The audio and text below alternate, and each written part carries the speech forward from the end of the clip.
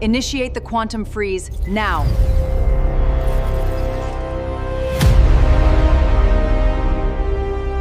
One signal, 40 seconds, an entire occupation fleet went dark.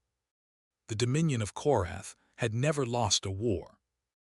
900 worlds burned under its banner, 900 flags replaced with the black and gold sigil of the Overseer caste. No species had ever resisted for longer than 11 days. 11 days was the record.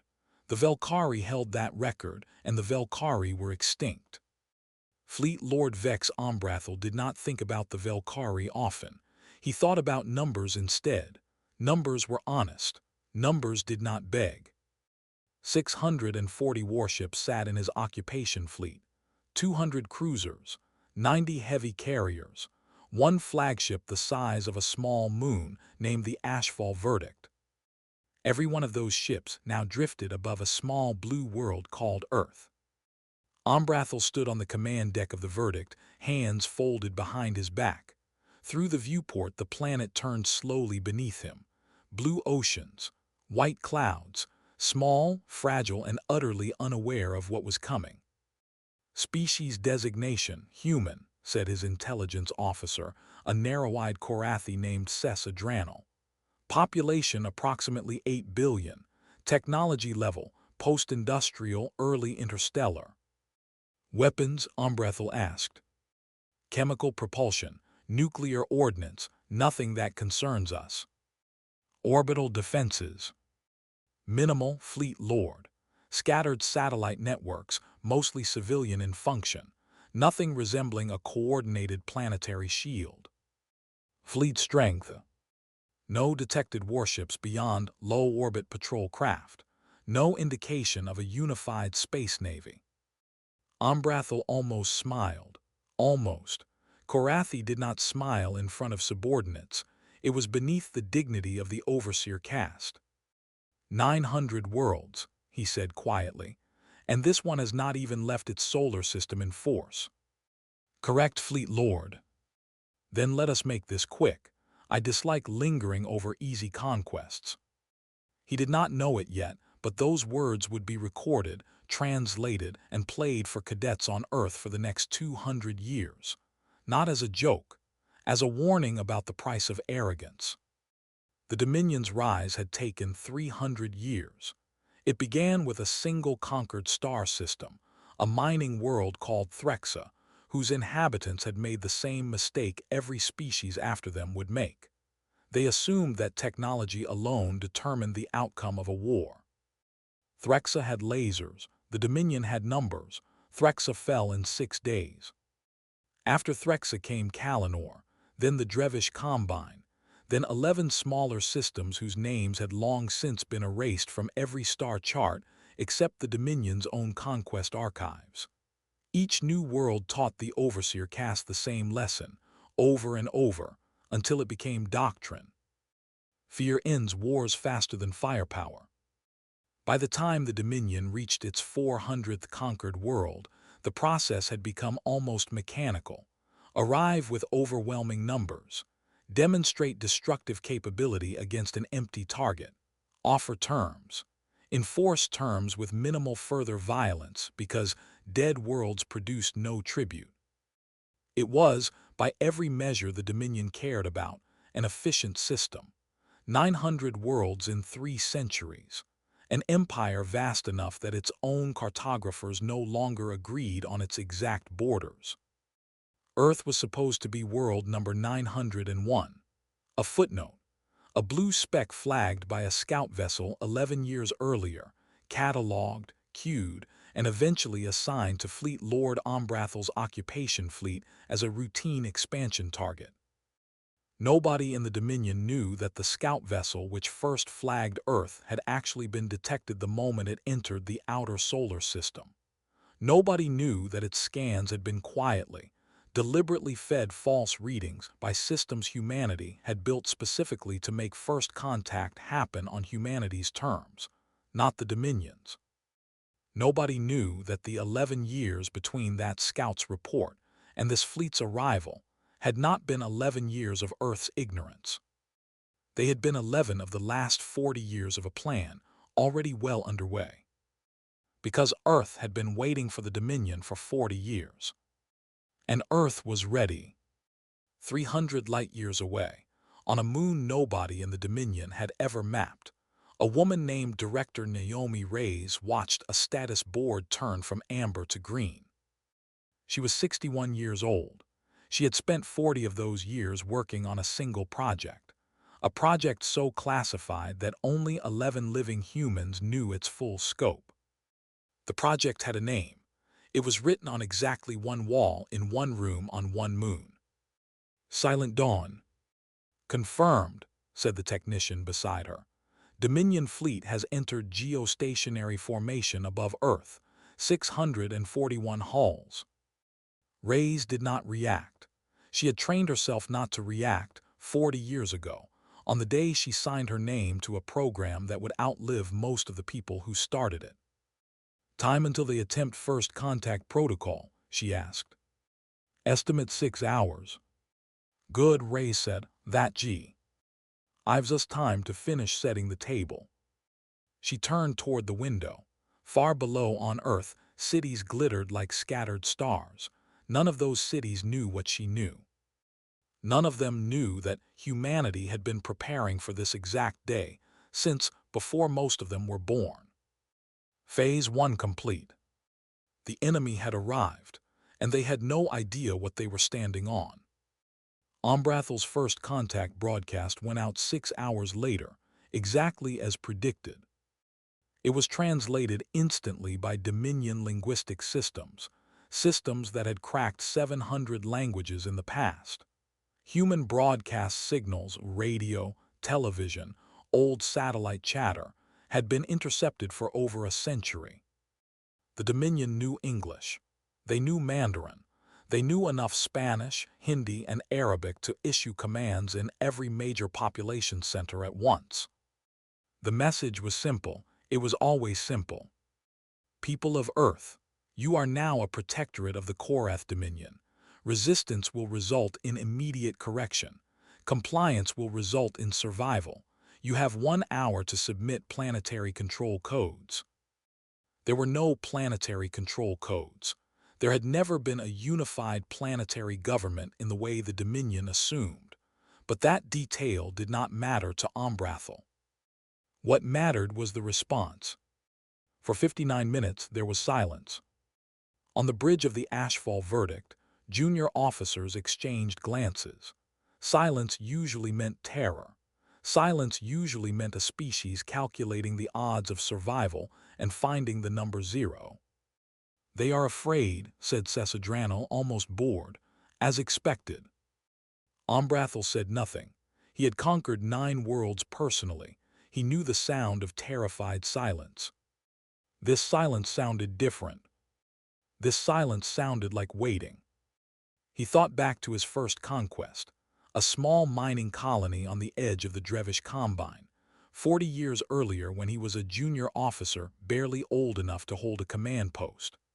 The colony had gone silent too, for almost exactly this long, before its leadership broadcast a surrender so desperate it included the personal access codes to every remaining defense system on the planet. He had assumed then that all silences ended the same way. Every campaign since had only reinforced the assumption. Fear built up in a species long enough, and it collapsed inward, offering everything at once just to make the waiting stop. But he had never encountered a silence that felt organized, controlled, as if it were being measured out deliberately, second by second, by someone who already knew exactly how long 59 minutes would take to pass. Fleet Lord, Cesadranal said, noting his hesitation, shall I draft the compliance demand for transmission at the top of the hour? Not yet, Ombrathal said. Let the silence finish on its own terms. I want to see how it ends. At the 59th minute, a single response arrived. Not from a government, not from a military, from an unlisted, unregistered signal source somewhere in the northern hemisphere of the planet. It was audio only, a single human voice, calm and unhurried. This is Earth, the voice said. We heard you. We've been listening for a long time. Then the signal cut. Ombrathal frowned. That is the entire response. That is the entire response, Fleet Lord. No terms, no surrender, no negotiation.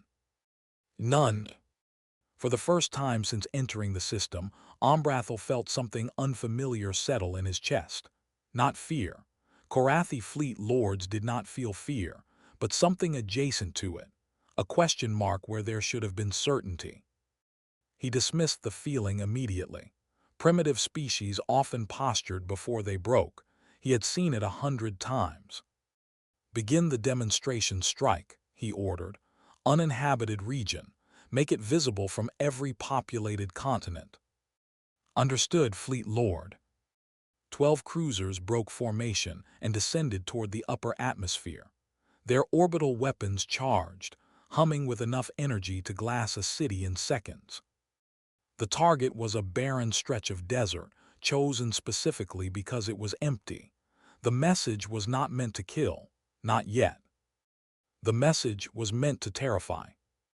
12 beams of white fire lanced down through the atmosphere, and every single one of them missed. Not by luck, not by chance, by exactly 400 meters in every case, as if something had gently nudged each shot-off target at the last possible second. The desert cratered. The demonstration happened, but it happened 400 meters from where it was supposed to. On the bridge, Sessadranal stared at the sensor readout. Fleet Lord, our targeting was redirected. Redirected by what? Unknown. There is no signal jamming, no detected weapon. The beam simply arrived elsewhere. Ombrathal's jaw tightened. In 900 conquered worlds, nothing had ever touched a Korrathi weapons lock. Not once. Recalibrate, he said. It was a malfunction. It was not a malfunction. It happened 4 more times over the next hour, on 4 more targeting attempts, at 4 completely different locations on the planet. Every single shot landed exactly 400 meters from its intended target. Deep inside the Nevada facility, a deflection operator named Priya Chandrasekharan watched the 4th strike redirect on her console and allowed herself a single exhale. She had trained for this exact sequence for 6 years, running simulation after simulation against theoretical energy weapons. Her instructors could only estimate from decades-old fragments of intercepted Dominion hull debris. The real thing had turned out to be faster than any simulation. Faster and colder somehow, watching 12 beams of alien fire streak toward Earth's surface, and knowing that 400 meters was the exact, precise, mathematically deliberate margin her team had built into the deflection algorithm. Not a miss, a message disguised as a miss. 5th strike incoming, her supervisor said quietly, watching over her shoulder. Redirect confirmed, Chandrasekharan said, fingers steady on a console that controlled forces she still did not fully understand, built by engineers 2 generations before her who were no longer alive to see it work. 400 meters, every time. Her supervisor nodded once. Nobody celebrated. Everyone in that room understood that a single failed deflection, even one, would end the illusion that Earth's misses were deliberate and reveal instead that its aim was simply bad. The margin for error was 0, and it would remain 0 for as long as the demonstration phase lasted. Phase 2 complete. The Dominion still believed this was a glitch. They were about to learn it was a message. 600 kilometers beneath the surface of Nevada, in a facility that did not appear on any satellite map, on any geological survey, or in any government budget line for the last 4 decades, alarms were not going off. Because everything was going exactly according to plan. Deflection systems performing within 0.1% of projected accuracy, said a technician, watching a wall of monitors track all 641 Dominion ships in real time. Director Reyes nodded once, and the fleet doesn't suspect it's a deliberate system yet. They're calling it equipment failure. Their internal chatter, we're reading it clean, director, they think it's a coincidence. Let them think that a little longer. 40 years earlier, in a room not unlike this one, a much younger Naomi Reyes had sat across from 4 generals, 2 scientists, and 1 very tired president. They were reviewing satellite telemetry no one else on Earth had access to. Signals that didn't belong to any human technology. Debris fields with alloys that matched nothing in any periodic table extension. The evidence had been small. A dead probe here, an intercepted transmission there, faint gravitational anomalies at the edge of the solar system that any single scientist could explain away individually. But together, over years, the pattern became undeniable. Something was out there, something big, something with fleets, empires, and a track record of conquest measured in centuries. And it was going to find Earth eventually. The room had 2 options that day, panic or prepare. They chose to prepare. "We have 40 years, maybe less," the tired president had said. "We are not going to win by matching their firepower ship for ship. We don't have their numbers. We don't have their centuries of expansion." "Then how do we win?" one general asked. Reyes, then a 31-year-old propulsion engineer with a security clearance she wasn't supposed to have yet, spoke for the first time in that meeting. "We don't fight their war," she said. "We make them fight ours." That single sentence became the founding principle of Project Silent Dawn. Humanity would not build a fleet to match the Dominion ship for ship. That race could not be won in 40 years or 400. Instead, humanity would build something the Dominion had never encountered in 900 conquests. A planet that refused to be conquered, the way conquest was supposed to work. The first 5 years of the project were the hardest. There was no enemy fleet on the horizon yet, only probability curves and classified briefings that most of the government refused to believe. Funding nearly collapsed twice.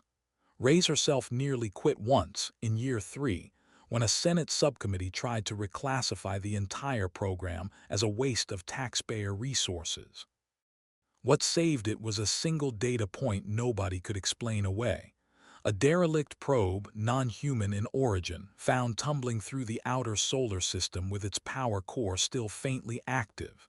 It was small, unarmed, clearly a scout, not a warship. But its construction was flawless in a way nothing built on Earth could match. Its alloy shell had no seams. Its internal processors ran on principles human engineers were still trying to reverse engine. 20 years later. That single wreck ended every argument about whether the threat was real. From that point forward, Project Silent Dawn grew in silence and in shadow.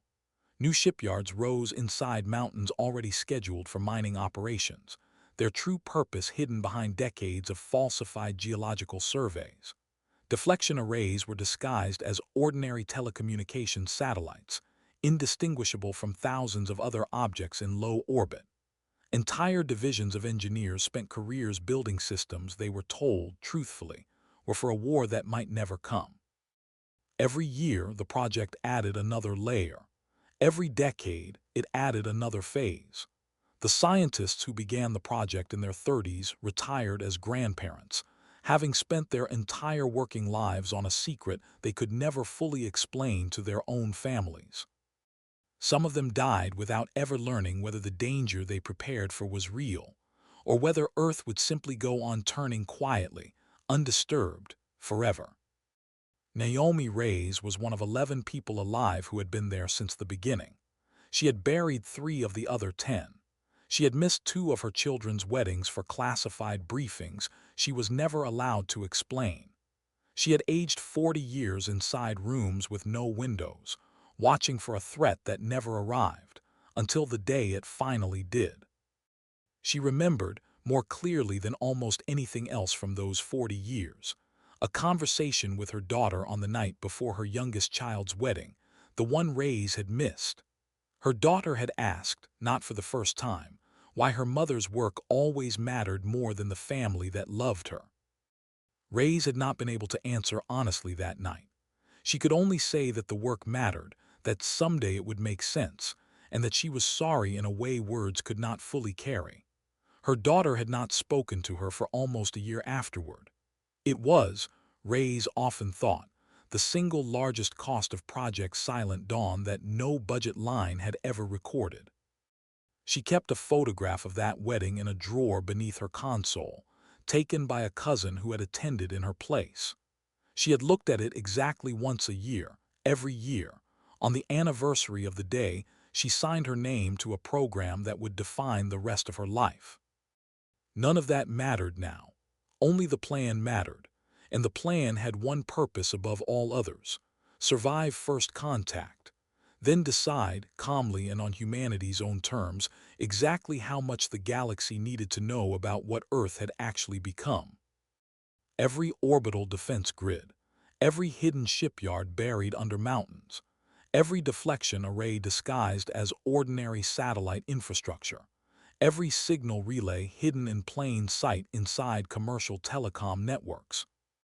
All of it built in silence, all of it built in shadow, all of it built assuming the enemy was always watching, always listening, always one signal away from discovering the truth too early. 40 years of silence, 40 years of preparation. And now, above Earth, 641 Dominion warships had just discovered that the planet they came to conquer had been expecting them the entire time. Status of Kestrel Array, Reyes asked. Fully charged, standing by. Status of the signal. The technician turned. This was the question that mattered more than any weapon, any fleet, any deflection grid. Ready on your command, Director. Reyes exhaled slowly. 40 years led to this exact moment. Not yet, she said. Let them commit further first. We only get to use this once. Phase 3 complete. Ombrathal ordered a full orbital bombardment 12 hours after the failed demonstration strike. Not a demonstration this time, a punishment. They defied a direct Dominion ultimatum, he told his officers. There will be no third warning. Target every population center above 2 million residents. Minimum force required for compliance. 200 cruisers began charging weapons simultaneously. On old human broadcast frequencies still being monitored by Dominion listening posts, panic began to spread across Earth's surface. Cities evacuated. Governments issued statements. News anchors read scripts with trembling hands. It looked for exactly 6 minutes, like the beginning of the end. In a small apartment in Lagos, a father pulled his children away from the window and into a hallway with no windows at all. In Manila, a hospital director ordered every patient who could walk to the basement, while nurses carried the ones who could not. In Chicago, a highway filled with cars that had nowhere left to go, drivers gripping steering wheels and watching the sky. None of them knew about Project Silent Dawn. None of them knew about the buried facility in Nevada or the 40 years of quiet preparation happening beneath their everyday lives. All they knew was that the sky had gone quiet in a way that felt like the world holding its breath, and that somewhere above clouds, an alien fleet had just promised to make them pay for a silence they had not chosen to give. For 6 minutes, humanity waited to find out if it was about to die. Then something happened that had never happened to a Korrathi fleet in recorded history. Every weapon system on every ship, across all 641 vessels, lost lock simultaneously. Not malfunctioned, not glitched. Locked. Targeting computers froze mid-calculation. Weapon charge indicators held steady but refused to fire. Communication between ships stuttered, then synchronized into a strange, unified static that no engineer aboard the fleet could explain. Aboard the cruiser Talon of Threxa, a young weapons technician named Van Korrath watched his console lock mid-sequence for the first time in his 6 years of service. He had trained on simulators that never failed. He had served through 2 prior campaigns without a single system hiccup. He looked at the timer counting down in the corner of his display, 40 seconds exactly, and felt something he had never been trained to recognize in himself. Not the calm certainty of superior firepower, something smaller and colder and entirely new. "Systems are not responding to manual override," he reported, voice steadier than he felt. "Whatever this is, it isn't ours to fight." His supervising officer said nothing. There was nothing useful to say.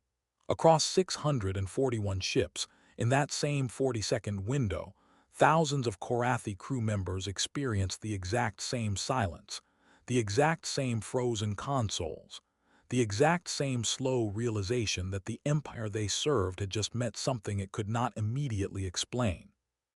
"Report," Ombrathal barked. "Fleet Lord, all vessels report the same anomaly," Dranel said, voice tight for the first time since the campaign began. "Weapons non-responsive.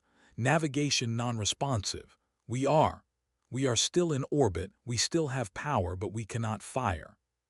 "For how long?" 40 seconds, Fleet Lord." "Exactly 40 seconds. Every clock on every bridge across the fleet read the same number, counting down in perfect synchronization, as if something had reached into 641 separate ships and taken hold of them all at once. On Earth, in the buried Nevada facility, Director Reyes watched the same 40-second countdown on her own monitor. The room around her had gone completely silent. 40 engineers, analysts, and operators, some of whom had joined the project only 5 years earlier, and some who had been there since the beginning, stood at their stations and watched a number count down from 40 to 0. 35, the lead technician said, voice tight. 30, 25. Nobody breathed. This was the moment the entire program had been built toward, the single action that would either confirm 40 years of theoretical engineering or expose Earth's entire defense doctrine to an empire that had never once needed to improvise. 2015. Reyes kept her eyes on the fleet display, watching 641 Dominion transponders sit frozen in place, utterly unable to respond. It was, she thought distantly, the most vulnerable an alien empire had ever been in the presence of a species it considered beneath notice. 10-5. "Hold," Reyes said quietly, though no one needed the reminder. "We do not fire. We were never going to fire." 0, the technician said. "Signal cycle complete, restoring their systems now." "Signal transmission successful," the lead technician reported, voice shaking slightly despite decades of training. 100% fleet saturation. They're all locked." "Casualties?"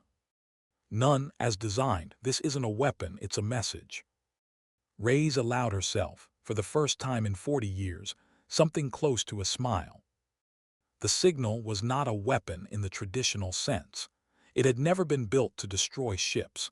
It had been built to do something far more dangerous to an empire that had conquered 900 worlds through fear alone.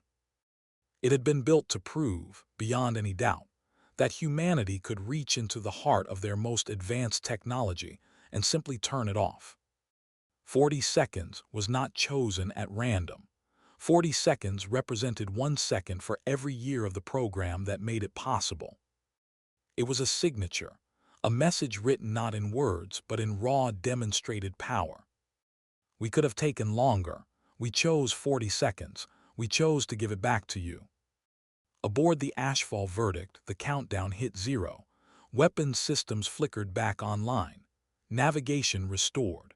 The bridge crew scrambled to reassess, breathing as if they had all been holding their breath at once. Ombrathal stood very still. "Status," he said quietly. "All systems, restored, Fleet Lord. No damage, no casualties. It's as if nothing happened."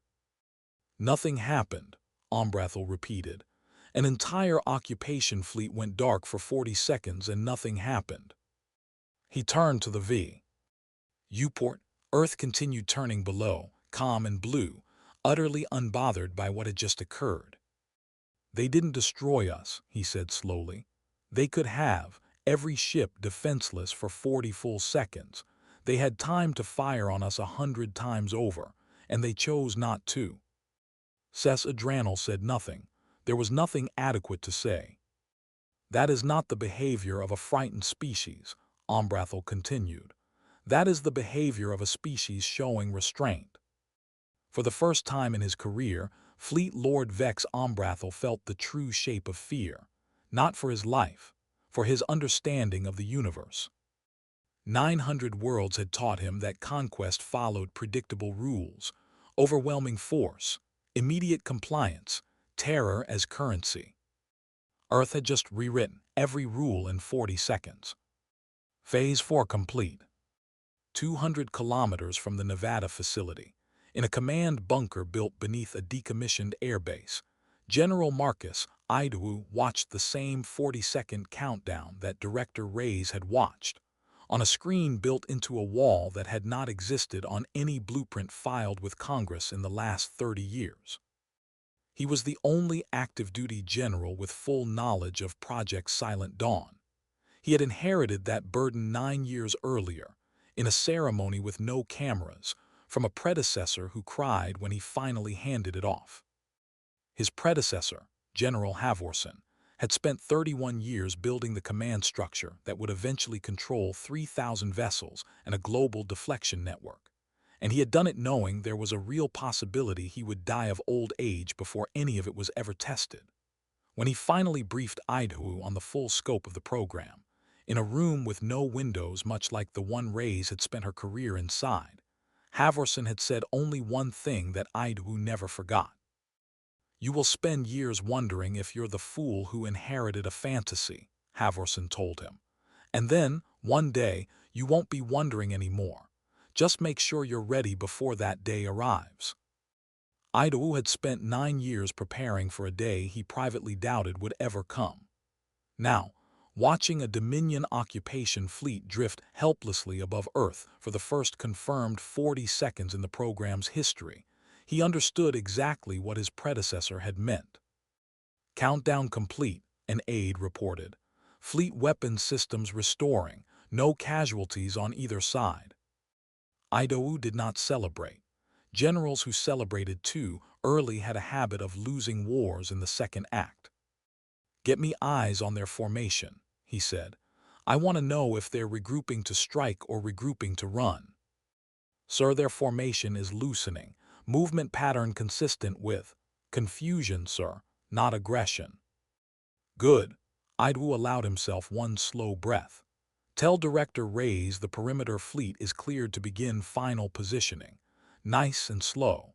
I don't want a single Dominion sensor to see 3,000 ships appear like they came out of thin air and mistake it for an attack run." "Yes, sir."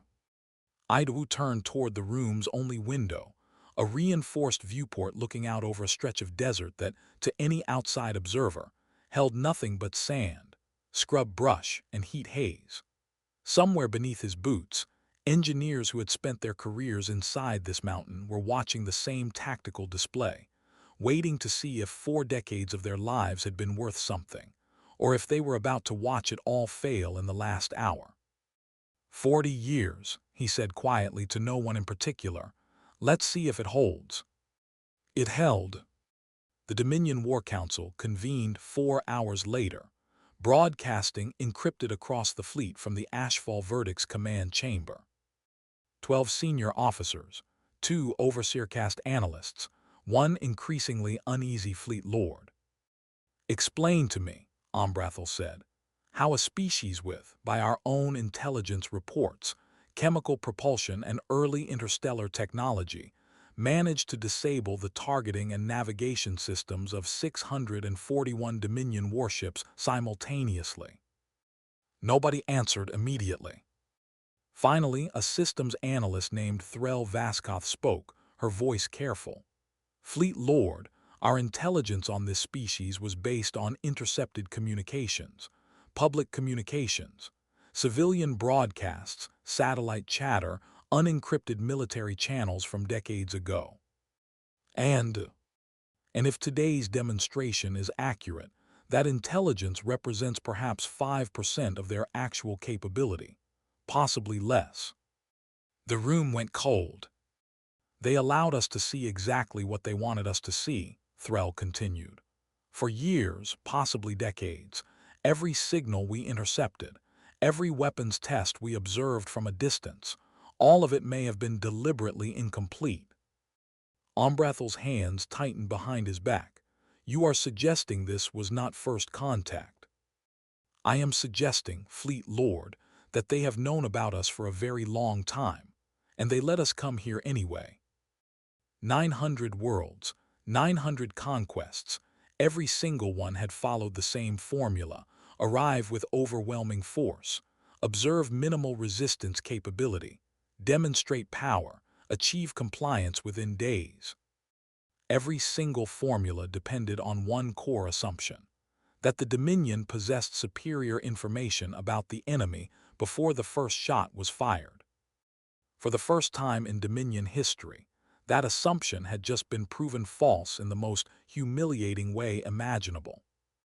There is a research station, Threll said carefully, buried deep in what their old broadcasts called the Nevada Desert.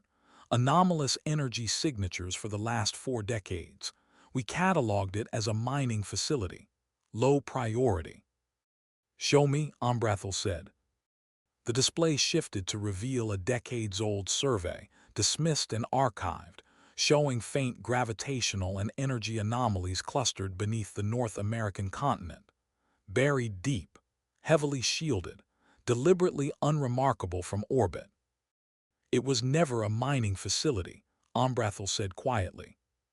No, Fleet Lord, I believe it was the origin point of the signal. 40 years of buried infrastructure. 40 years of a species pretending to be exactly as primitive as the Dominion assumed. 40 years of patience that no Korrathi war doctrine had ever accounted for. How long, Ombrathal asked, does a species need to prepare a defense capable of disabling an entire occupation fleet without firing a single shot? Nobody in the room had an answer. Because the answer, though none of them knew it yet, was exactly 40 years. 1 second on the countdown clock for every year of silent preparation. Phase 5 complete. Ombrathal did the only thing his training told him to do when faced with an unknown variable of this magnitude. He ordered a tactical retreat to the edge of the system. Not a full withdrawal, Dominion pride would never permit that on the first miscalculation, but a repositioning. A chance to reassess from a defensible distance while reinforcements were requested from Dominion Central Command, 400 light-years away. Reposition the fleet to the outer system, he ordered. Maintain full readiness. I want eyes on every square kilometer of that planet's orbital space. And the reinforcement request, Fleet Lord. Ombrathal hesitated.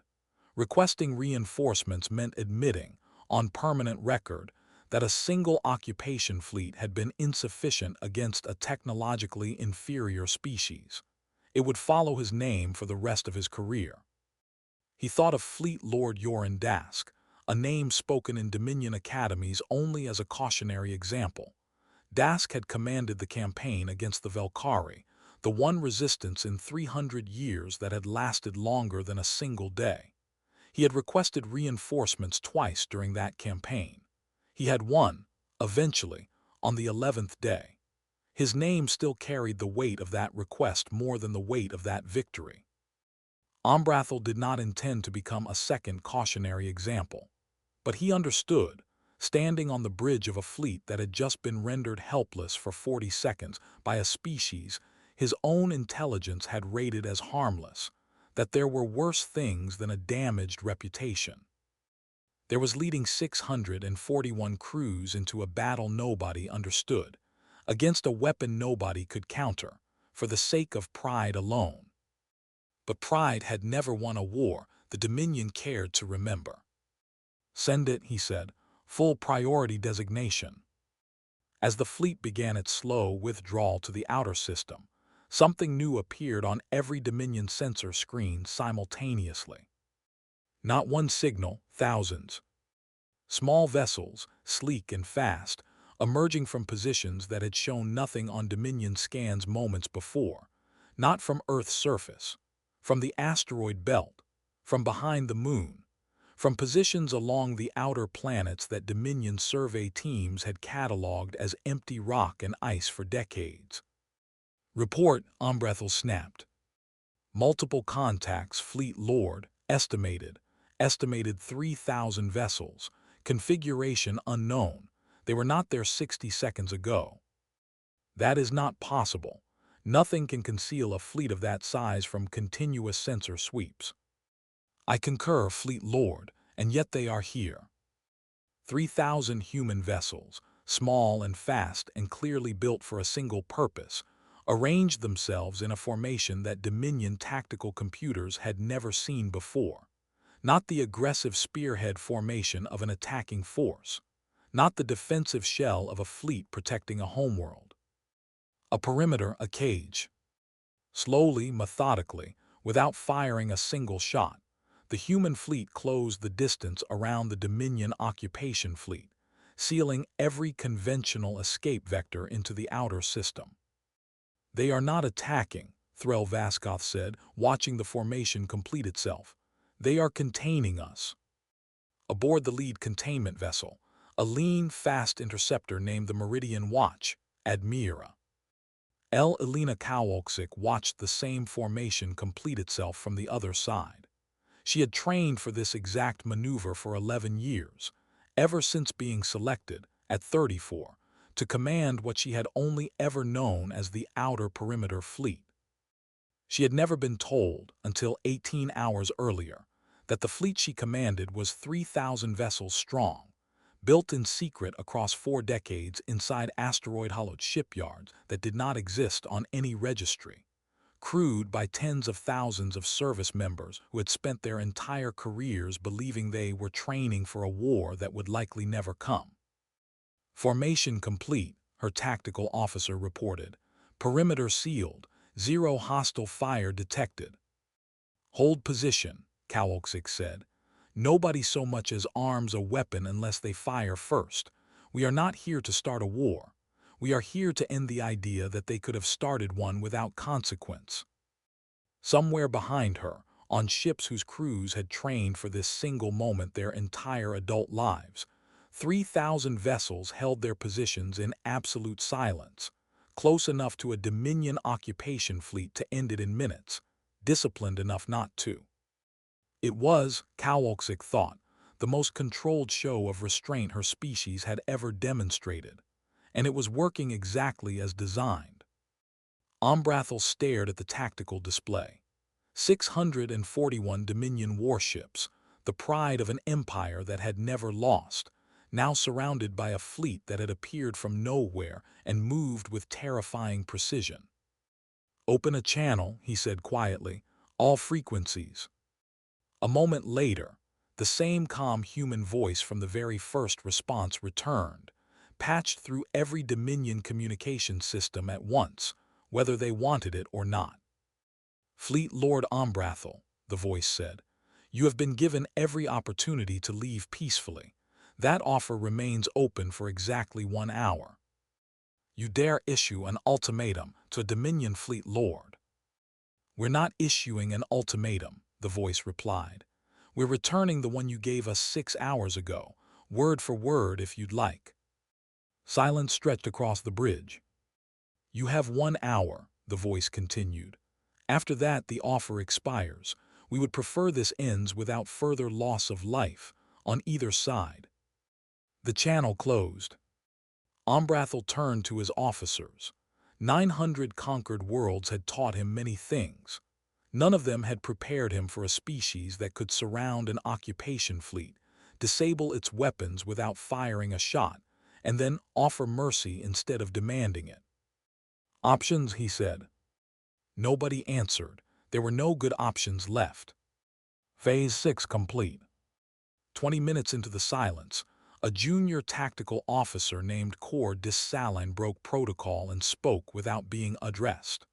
On any other day, in any other fleet, it would have ended his career. "Fleet Lord," he said, requesting permission to voice an assessment. Ombrathal turned, "Speak." "We are still 641 ships against a perimeter of 3,000 smaller vessels. Our individual hulls outmass theirs by a significant margin. If we committed to a coordinated breakout at a single point in their formation, you would have us fight our way out," Ombrathal said. "I would have us test whether we are truly contained, Fleet Lord, or merely being permitted to believe we are." It was, Ombrathal admitted privately, a reasonable question. He turned to Threl Vaskoth. "Run the simulation. Full breakout scenario, concentrated force, single vector." The simulation took 4 minutes. When it resolved, Threl's expression had not changed, but her voice had. "Fleet Lord, the model shows a 62% probability of losing more than half the fleet attempting a breakout, based on the response characteristics we observed during the 42nd system's failure. We do not know the true offensive capability of those 3,000 vessels. We only know that whatever disabled us earlier did so instantly, across our entire fleet, without any detectable transmission delay. If that same system can be applied selectively during an engagement, then a breakout is not a battle," Ombrathal said quietly. "It is a demonstration for their benefit, not ours." Korrath said nothing further. He did not need to. The math had already answered him. "We wait," Ombrathal said.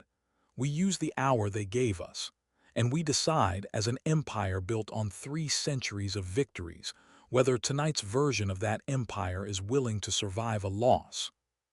The hour passed in the longest silence of Ombrathal's career. Every Dominion officer aboard the Ashfall Verdict understood, with growing clarity, exactly how deep this trap had been dug. 40 years of deliberate misdirection, feeding the Dominion exactly the intelligence it wanted to see. A species that appeared primitive because it chose to appear primitive, cultivating that false image across decades of intercepted communicatio. NS. A defense grid buried so deep and shielded so precisely that not one Dominion survey had flagged it as a threat in 40 years of passive observation. A weapon, if it could even be called that, capable of disabling an entire occupation fleet systems simultaneously, without physical contact, without casualties, and returning full control after exactly 40 seconds. Not because it lacked the power to do more, because it chose to do exactly that much and no more. And now, 3,000 vessels that had appeared from concealment so complete that Dominion sensor arrays, the same arrays that had mapped 900 conquered star systems without error, had failed to detect them at all. "Fleet Lord," Threl Vaskoth said quietly, 40 minutes into the countdown, "I have completed a threat reassessment." "Go on." Every piece of intelligence we possessed on this species prior to today was either incomplete or deliberately falsified through decades of curated broadcast leakage. We do not know their true fleet size. We do not know their true technological ceiling. We do not know how long they have known about the Dominion's approach, or how many other systems they may have prepared in the same manner. "Your conclusion." Threl hesitated. Korrathi officers did not deliver conclusions that questioned Dominion doctrine lightly. "My conclusion, Fleet Lord, is that we did not arrive to conquer an unprepared world. We arrived, 40 years too late, to a trap that had already been sprung the moment we entered the system. Possibly the moment we were first detected, years before that." Ombrathal said nothing for a long moment. Through the viewport, Earth continued its slow, unbothered rotation. Blue and white and utterly calm, exactly as it had appeared 6 hours earlier before any of this began. 900 worlds, he said finally. 900 conquests, built on the certainty that the Dominion always sees the battlefield more clearly than its enemy. He turned from the viewport. "Today we learned what it feels like to be the ones who could not see." At the 58-minute mark, Ombrathal gave the order that no Dominion fleet lord had given in 3 centuries of recorded conquest. "Withdraw the fleet," he said. Full retreat. All vessels, maximum sublight, converge on jump coordinates outside the containment perimeter. Fleet Lord, Dominion Protocol states. I am aware of Dominion Protocol, Officer Adranal, Ombrathal said, his voice level and final. Protocol was built on 900 victories. It was not built for this. We withdraw, we report accurately, and we let Central Command decide whether 900 worlds' worth of doctrine needs to be rewritten. The order spread across the fleet in seconds. 641 warships, the largest occupation fleet the Dominion had assembled in over a decade, began their retreat. The human perimeter did not fire a single shot. It simply opened, precisely along the withdrawal vectors, as if the entire containment had been designed from the beginning to let them leave, provided they chose to leave in time. As the last Dominion cruiser crossed the containment line, the same calm voice returned one final time, broadcast across every Dominion channel simultaneously. Fleet Lord Ombrathal, the voice said, before you go, there's something you should understand. This wasn't a battle. If it had been a battle, none of your ships would be leaving this system. A pause. You came here believing this was the beginning of an occupation. It was actually the end of a 40-year experiment. Congratulations. You just met humanity's oldest secret. We hope, for your empire's sake, you tell them exactly what you saw here today. The channel closed for the final time. Phase 7 complete. 641 Dominion warships crossed back through the edge of the solar system and vanished into faster-than-light transit, carrying with them the first confirmed report in Dominion history of an occupation fleet retreating without loss of a single vessel, and without a single successful strike against the target world. It would take Dominion's Central Command months to process what had actually happened above Earth.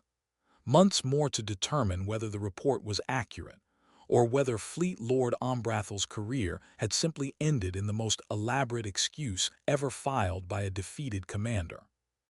They would eventually confirm every detail. Sensor logs, communication intercepts, independent verification from 3 separate Dominion listening posts that had observed the retreat from a distance, unable to explain what they saw. An entire occupation fleet, disabled for exactly 40 seconds, by a signal whose origin point was never fully located. A species that had spent 40 years pretending to be far less than it was, waiting patiently for the exact moment an empire that had never lost a war finally arrived at its door. Word of the retreat spread through Dominion space faster than Central Command could contain it.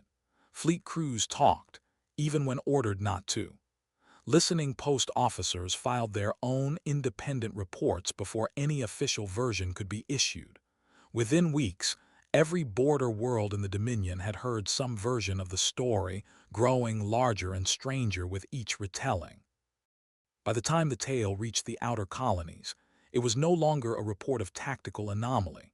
It was a rumor, whispered in shipyards and border garrisons across a dozen systems, about a small blue world that had made an entire occupation fleet vanish without firing a shot. Some called it exaggeration. Others, particularly among the officers who had served under commanders like Yoren Dask, called it the first honest warning the Dominion had received in 300 years. Ombrathal himself was neither promoted nor disgraced. Central Command, for the first time in living memory, seemed unable to decide which he deserved, and so it did neither, filing his report under a new classification that had never existed before that day. On the buried moon facility, Director Naomi Reyes watched the last Dominion contact vanish from the tactical display.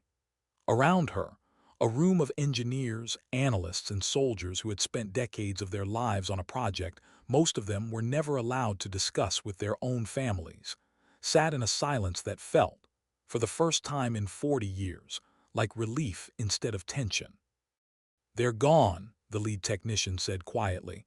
"Full retreat confirmed. No hostile contacts remaining in the system." Reyes nodded slowly. She thought briefly of the tired president who had approved this project 4 decades ago, long since passed away, never living to see whether the 40 years of preparation would matter. She thought of the 11 original architects of Project Silent Dawn, only 3 of whom were still alive to see this day. She thought of 8 billion people on the surface of Earth below, who had spent the last 12 hours believing they were witnessing the end of their world, never knowing they had actually been living inside the final phase of the longest defensive plan in human history. "Director," the technician said, "orders." Reyes looked at the screen one last time, at the empty space where 641 warships had been, and then at Earth, still turning quietly below, unaware and unbothered, exactly as it was designed to remain for as long as possible. "Stand down from full alert," she said. "Maintain Kestrel array on standby status, and get me a channel to the President." "What should I tell them, Director?" Reyes allowed herself one more small, tired smile. 40 years of silence were finally, carefully about to end. "Tell them," she said, "Phase 1 of Silent Dawn is complete, and that there are 6 more phases we haven't needed to use yet." The call connected 90 seconds later. The President's voice came through tired, hoarse from 12 hours of emergency broadcasts and closed-door briefings, with a public that had spent half a day believing the world might end. "Director Reyes," the President said, "tell me it's over." "For now, Mr. President, the fleet has withdrawn, no casualties on our side, no successful strikes against the planet." There was a long pause on the line. 40 years, the President said quietly. "I was 11 years old when this program started. I didn't even know it existed until 3 years ago, when my predecessor sat me down in a room with no windows and told me the truth about what this country, what this whole planet, had actually been building. I remember that briefing, sir. I was in the room." "Then you'll understand why I have to ask. Was it worth it? 40 years, entire careers, entire lives spent on something that might never have been needed." Reyes looked around the control room, at 40 engineers who had just watched 4 decades of their work hold against an empire that had never lost a war, and felt the full weight of the question settle over her. "Ask me again in 100 years, Mr. President," she said. "Ask me after we find out whether they come back with an apology or an armada. But today, this exact hour, I can tell you that every life spent on this program bought 8 billion people a future they still get to choose for themselves. I think that's worth quite a lot." Another pause. "What do we tell the public?" "The truth, eventually. Not all of it and not yet, but eventually. They deserve to know how close this came and how long we've been fighting a war most of them never knew existed." "And the Dominion?" Reyes glanced at the tactical display, now empty of every threat marker it had carried for the last 18 hours. "They'll be back, sir. Empires like that don't walk away from a single loss without trying to understand it first. When they do return, I intend for them to find a very different negotiating position waiting for them." "How different?" "Sir, with respect, that be. Reefing is scheduled for tomorrow. Tonight, I'd like this room and this planet to simply have the chance to rest." The President allowed something that might have been a tired laugh. "Fair enough, Director. 40 years of watching over us and you've earned one quiet evening. Get some sleep." "You too, Mr. President." The line closed. Reyes stood alone for a moment in a control room that had, for the first time in 4 decades, nothing urgent left to track. Somewhere above her, through solid rock and reinforced ceiling, an ordinary summer night was settling over a desert that had almost become a graveyard, and instead had simply stayed a desert. Somewhere, 400 light-years away, Fleet Lord Vex Ombrathal stood before the highest council of the Korrath Dominion, and delivered a report that would be studied, debated, and disputed for the next century. He spoke of a fleet disabled without a single shot fired, of a defense grid concealed so completely that decades of Dominion surveillance had detected nothing, of a species that had chosen, at the moment of total victory, to let its enemy walk away instead of destroying them. When he finished, the council chamber was silent for a long time. A war minister named Tarsk Belorin was the first to break it. His voice carried the weight of a man who had authorized 4 separate campaigns in his career, all of them successful. Fleet Lord, you are asking this council to accept that a single unlisted world, with no known allies, no known fleet history, and no prior contact with any known galactic power, developed the capacity to disable 641 Dominion warships simultaneously. Do you understand how that sounds? I understand exactly how it sounds, Minister, Ombrathal replied. I was there. It sounded impossible to me as well until it happened. Sensor logs can be manipulated. Officers under pressure can misreport. Then I invite the Council to review the logs of 3 independent listening posts who observed our retreat from outside the system, with no communication from my fleet whatsoever. Their data matches mine precisely. Belorin had no response to that. Nobody did. A second voice, quieter and older, spoke from the far end of the chamber. It belonged to Archivist Senoth Vray, keeper of the Dominion's complete conquest record, a position that had existed since the fall of Threxa 3 centuries earlier. Fleet Lord, I have reviewed the full history of our expansion. In 900 conquests, no species has ever caused a full fleet withdrawal without inflicting a single casualty first, not through weakness, through choice. That is my assessment as well, Archivist. Then I have only one further question, Vray said. In 300 years, has this council ever debated what the Dominion does when it encounters a species more patient than we are? Nobody answered. It was, Ombrathal realized, the first time in his career he had watched the Dominion's highest council fail to produce an immediate answer to anything. Finally, an elder overseer spoke, his voice heavy with a question that had never needed asking in 300 years of Dominion history. Fleet Lord, he said, if this species could have destroyed our entire fleet and chose not to, what does that tell us about the fleets they haven't shown us yet? Ombrathal had no answer. Because somewhere, on a small blue world at the edge of a quiet solar system, humanity had already given its answer. They had spent 40 years building something the galaxy had never seen, not a weapon built to conquer, a message built to be understood. We are not what you assumed we were. And we were ready long before you arrived. Far below, on the surface of Earth, in cities that had spent 12 hours believing the sky itself was about to fall, ordinary people began to step outside again. They looked up at a sky that, for the first time in living memory, held a secret too large for any single person to fully comprehend. In Lagos, the father who had pulled his children into a windowless hallway finally let them go back outside, watching them chase each other across a small courtyard as if the last 12 hours had never happened. In Manila, the hospital director stood on the roof of her building and watched an ordinary evening settle over a city that did not yet know how close it had come to becoming a demonstration site. In Chicago, traffic slowly began to move again, drivers easing off brakes they had held for hours, none of them ever learning the name of the ship that had almost turned their skyline to glass. None of them would ever know a name like Rays or Idaho or Kowalczyk. None of them would ever see a schematic for Project Silent Dawn, or understand what 40 years of buried shipyards and disguised satellites had cost the people who built them. That was, in its own way, the entire point. A defense that worked perfectly was a defense nobody needed to think about. Most of them would never know how close they had come to catastrophe.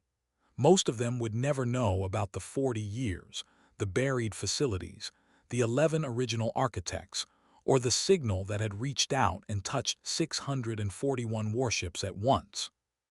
They would simply remember one day when the sky went strange for a few hours, and then returned to normal, and life continued as it always had. But somewhere, deep beneath the surface of a continent that had once been considered nothing more than desert, a small group of people who had given their entire lives to a secret larger than themselves finally allowed themselves to breathe. 40 years of silence, 40 seconds of proof, and an entire empire that would never again make the mistake of underestimating a world that had learned, long before first contact, exactly how to survive one. The Dominion would return. Everyone in that buried facility knew it. Empires that had never lost a war did not simply walk away from a single humiliating retreat without eventually seeking to understand or avenge what had happened. But when they returned, they would not be facing an unprepared world anymore. They would be facing a species that had already shown them exactly one phase out of 7 of a plan 40 years in the making. And somewhere in that thought, unspoken but understood by everyone who had ever worked on Project Silent Dawn, was the only line that mattered. Humanity did not need to win the first battle to prove a point. It only needed to prove that it had never truly been fighting alone in the dark, and that the dark, this entire time, had been exactly where humanity chose to wait. One signal, 40 seconds, an entire occupation fleet went dark. And somewhere, far beyond the edge of a small, quiet, blue world, an empire that had never lost a war was finally asking itself a question it had never needed to ask before. What else is humanity hiding? They would not have to wait long to find out.